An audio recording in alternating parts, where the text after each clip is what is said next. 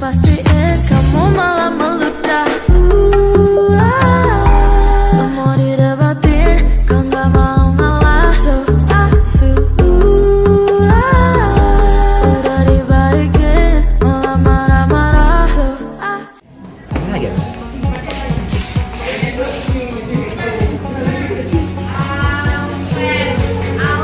Halo semuanya, perkenalkan, nama saya Dewa Santi. Saya dari kelompok Sawitters. Halo semuanya, perkenalkan, nama saya Raka Rauf Radiano. Hai semuanya, kenalin, aku Miseri Fabiasta Bizalai dari kelompok Sawitters. Hai semuanya, perkenalkan aku Casyagian dari kelompok Sawitters. Halo semuanya, perkenalkan aku Rentina Popesa Samaria dari kelompok Sawitters. Hai guys, perkenalkan nama aku Nisa Kusuma dari kelompok Sawitters.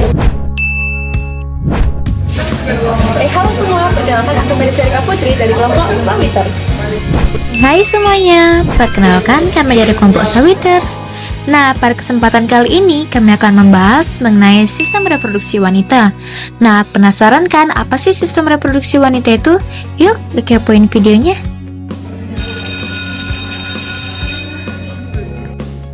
Guys, hari ini kita lagi ngebahas apa sih? Hari ini kita bahas sistem reproduksi pada wanita. Hah? Sistem reproduksi wanita itu apa?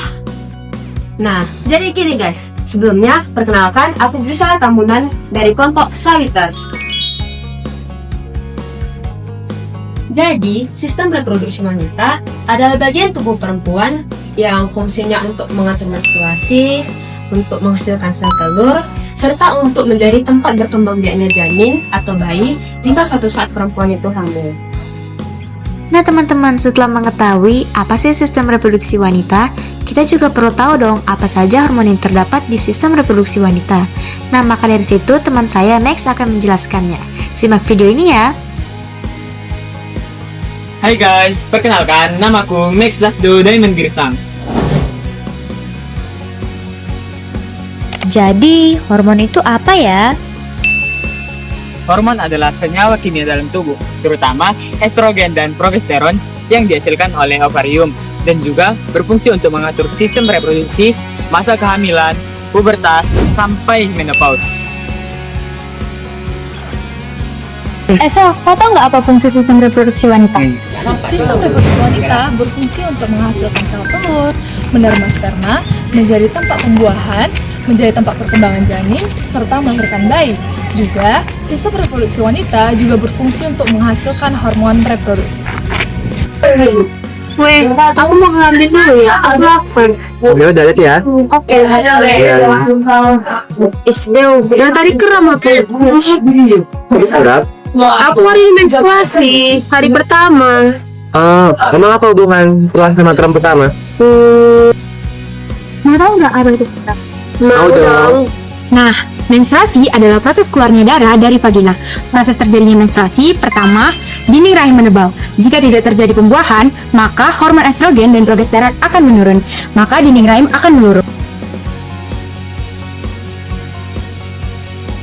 Luruhan dinding tersebut yang menjadi darah menstruasi. Nah, tadi teman kita mengalami kram perut ataupun nyeri. Hal itu dapat disebut dengan dysmenorrhea. Dysmenorrhea terjadi dalam dua penyebabnya. Yang pertama, karena kontraksi pada rahim yang menyebabkan darah menstruasi keluar. Kemudian, karena tubuh mengeluarkan zat yang disebut dengan prostaglandin. Hah? Emang apa sih prostaglandin itu? Yuk simak video berikut. Nah teman-teman, terkadang kita pasti suka bingung dong, kenapa sih pas mens perut bisa sakit banget ya? Nah jadi, kalau kita lagi mens, rahim kita itu akan berkontraksi atau bahasa simpelnya meremas diri sendiri yang disuruh sama hormon prostaglandin. Tujuannya buat bantu rahim mengeluarkan darah haidnya, tapi kadang hormon ini kebanyakan, akhirnya meremasnya makin brutal. Hal ini membuat pembuluh darah ketekan, oksigen jadi susah masuk, hasilnya perut jadi sakit banget.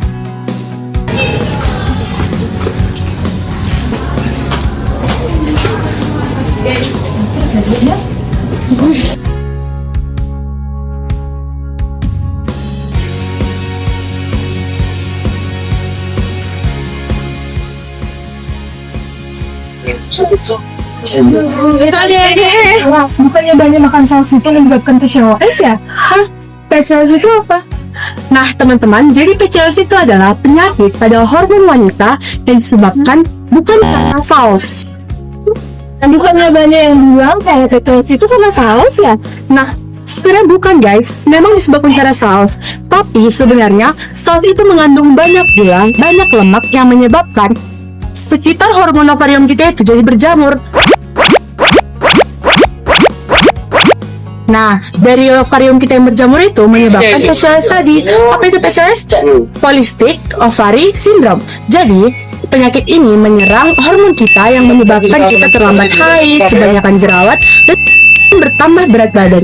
Jadi, kebanyakan makan saus dapat merusak diet kita ataupun memperbesar berat badan kita dan juga dapat menunda haid atau menstruasi kita. Oh gitu ya? Ya udah deh, ayo kita balik ke kelas. Ayo.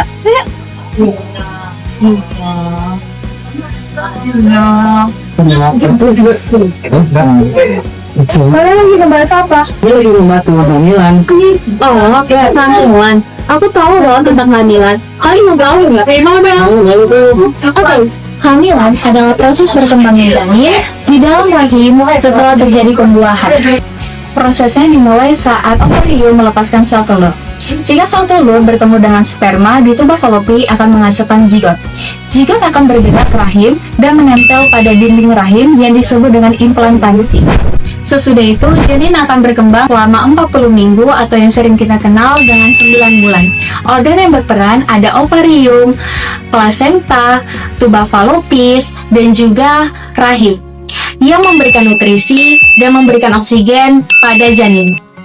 Nah teman-teman, sistem reproduksi wanita keterangan materi di dalam tubuh, melainkan masalah nyata yang sering terjadi di lingkungan sekitar kita.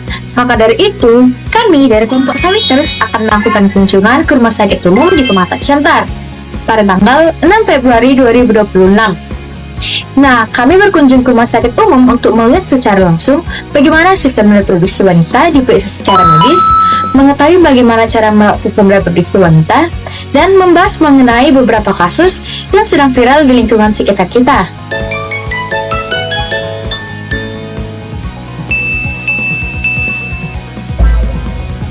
Belakangan ini ada kasus lain copot nih. Kira-kira itu kenapa ya? Katanya karena dibawa ke dukun beranak. Iya ya, kira-kira itu kenapa sih? Emang rahim bisa copot? Jadi pengen tahu deh faktor-faktornya. Rahim copot itu dia namanya prolapsus uteri. Itu rahim. Prolapsus pencopotan keluar. Prolapsus uteri itu adalah suatu keadaan daripada rahim yang tidak pada tempatnya. Rahim itu kan ada di titik ambil yang itu lemah, sehingga rahim itu turun sampai keluar ke dalam keluar dari lubang vagina. Itulah namanya. Terus bagaimana menjaga supaya kita terhindar daripada prolapsus uteri? Kalau misalnya nanti sudah menikah, ikutlah program, jangan terlalu sering melahirkan. Jangan angkat-angkat beban berat kalau kita sedang hamil, itu bisa mempengaruhi otot-otot panggul tadi jadi normal.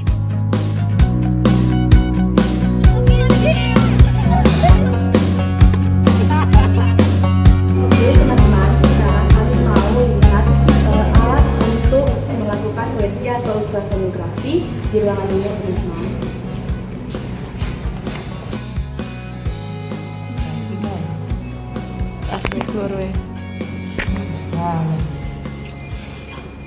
Dia sama seperti komputer tampilannya.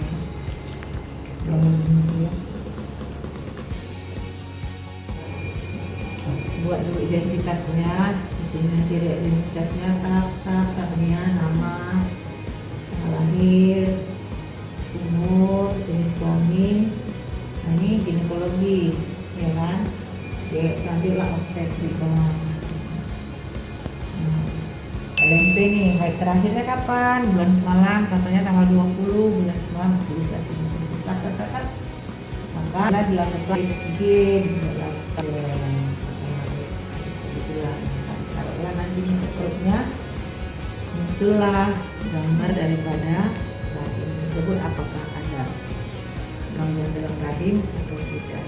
Itu yang ditanyakan. Ini alatnya kalau pengen mau lihat. Ini contohnya hasil perintannya ya. Contoh inilah keluar dia, karena kan nggak ada yang kita USG. Kalau ada yang kita USG, keluarlah gambarnya di sini. Nah, inilah dia.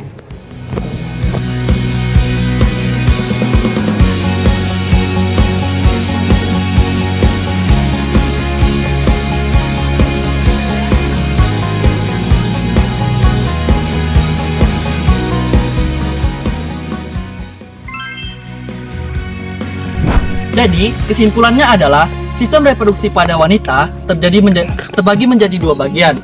Bagian yang pertama adalah organ internal. Organ internal terbagi menjadi beberapa bagian, yaitu ovarium, tuba fallopi, uterus, dan vagina. Bagian yang kedua adalah organ eksternal. Nah, kedua bagian ini memiliki fungsi untuk menghasilkan sel telur atau oogenesis serta menunjang kehamilan.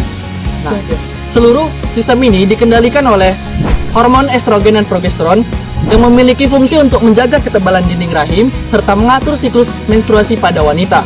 Jadi, menjaga sistem reproduksi pada wanita sangatlah penting agar tidak terjadi gangguan kesuburan serta penyakit reproduksi lainnya.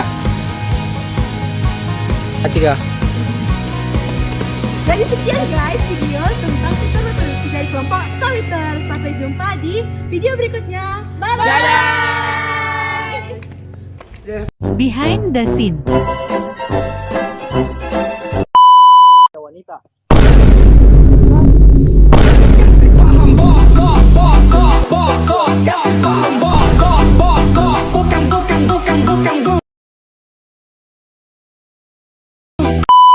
Oksigen pada janin.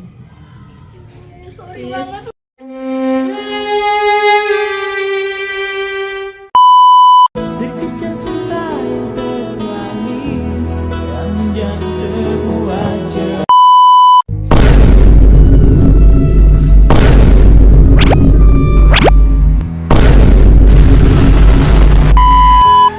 Champion, babe. Kak, maknya Dewi di sini. Bagaimana dang? Tenang, ada anjing kecil gua.